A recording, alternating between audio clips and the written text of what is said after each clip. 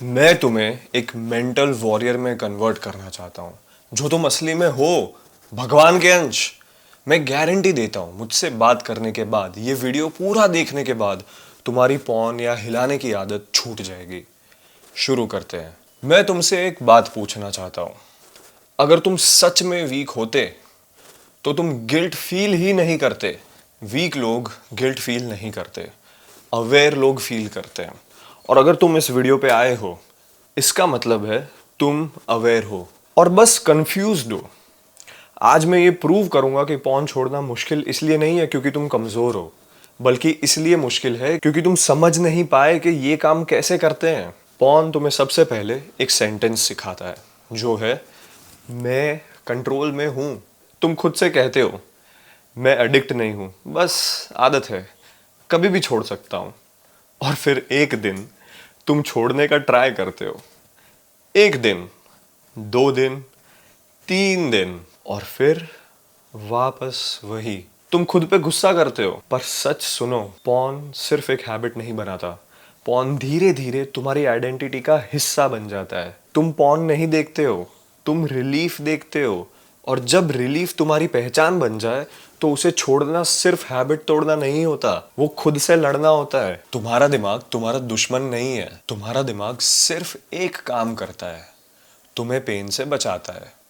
अब समझो, तुम स्ट्रेस में हो, तुम लोनली हो, तुम रिजेक्टेड फील कर रहे हो, तुम ओवरवेल्म्ड हो। तुम्हारा ब्रेन उस वक्त सॉल्यूशन ढूंढता है और उसे एक ही चीज याद आती है, पॉन। क्योंकि पॉन प्रेडिक्टेबल है, इंस्टेंट है, रिजेक्शन फ्री है और एफर्ट फ्री है। ब्रेन बोलता है इससे दर्द कम होता है। तुम पॉर्न इसलिए नहीं देखते क्योंकि तुम हॉर्नी हो। तुम पॉर्न इसलिए देखते हो क्योंकि तुम अनकंफर्टेबल हो। और जब तक तुम ये नहीं समझोगे, तुम खुद को गलत रीजन के लिए ब्लेम करते रहोगे। अब ध्यान से सुनो, पॉर्न ना रैंडम नहीं होता, उसका हमेशा एक पैटर्न होता है। ज्यादातर लोग पॉर्न कब देखते हैं? रात को, बेड पे, फोन हाथ में, लाइट्स बंद, दिमाग थका हुआ। ये कोइंसिडेंस नहीं है भाई। इस टाइम तुम्हारा विल पावर सबसे कम होता है और फिर एक साइकिल शुरू होती है, जो है स्ट्रेस, पॉन, थोड़ा रिलीफ, गिल्ट, फिर से स्ट्रेस। और गिल्ट क्या करता है?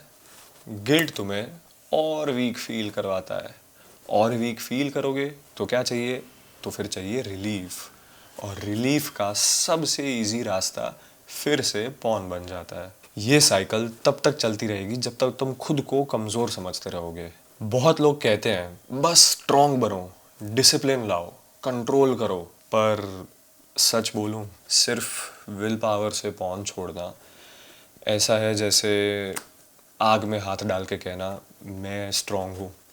स्ट्रांग बनना है तो ये समझो, तुम्हारा इशू विल पावर का नहीं है, तुम्हारा इशू एनवायरनमेंट का है। फोन बेड पे क्यों है? रात को अकेले क्यों हो? स्ट्रेस का आउटलेट क्या है? लोनलीनेस का जवाब क्या है? जब तक तुम ये अपना सिस्टम चेंज नहीं करोगे, तुम खुद को रोज फेल होता हुआ देखोगे। प्लीज यार, तुम वीक नहीं हो, तुम बस अकेले हो और कंफ्यूज्ड हो। और जो लोग अकेले होते हैं ना, वो हमेशा रिलीफ ढूंढते हैं। इस वीडियो का पर्पस ना तुम्हें हीरो बनाना नहीं था, इसका पर्पस सिर्फ इतना था, तुम्हें ये समझाना कि तुम ब्रोकन नहीं हो भाई, तुम समझने के फेज में हो। ये वीडियो खोलना ही तुम्हारा एक बहुत बड़ा साइन था कि तुम समझने के फेज में हो। और समझना कि रिकवरी हमेशा पहला स्टेप होता है। अगला वीडियो तुम्हारी आंखें और खोलेगा, क्योंकि अगला टॉपिक है पॉर्न और रियल इंटीमेसी का फर्क। और वो फर्क तुम्हारी पूरी थिंकिंग बदल सकता है।